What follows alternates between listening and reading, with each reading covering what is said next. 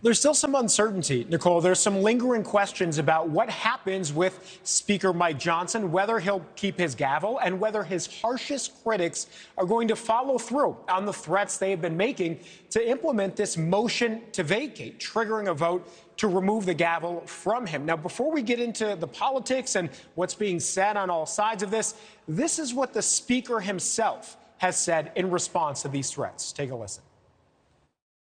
As I've said many times, I don't walk around this building being worried about a motion to vacate. I have to do my job.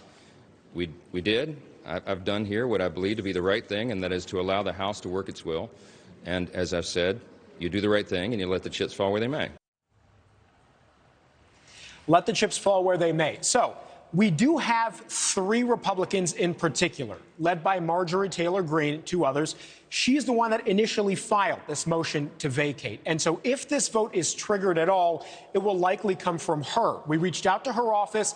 They have not responded yet. It's not clear whether she's going to follow through on it or not. What we can tell you, though, is there is this coalition that includes Democrats, moderate Democrats even, that have on the record now said if this vote comes up, they would support Speaker Johnson because they feel that he did the right thing by allowing this vote on Ukraine aid to move forward.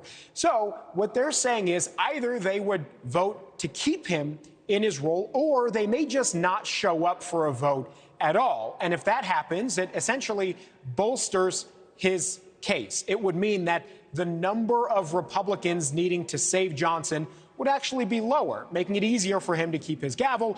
Interestingly, and the dynamic was very different for former Speaker Kevin McCarthy, who did not have that sort of Democratic support along with the majority of Republicans. Now, what I can also tell you that's interesting, Nicole, is even the Republicans who are frustrated with Johnson and his leadership, the majority of them still tell us that they're against the move to oust him. Take a listen. There are functions that you have to have a speaker. There are things that have to get done. And so, my opinion, I'm not going to sign on to a motion to vacate. I hope Marjorie does it. It's up to her. There was Congressman Ralph Norman there from South Carolina, but he wasn't the only one who both expressed frustration with Speaker Johnson and also says he just doesn't think it's the right move right now. People are openly asking who the alternative would be.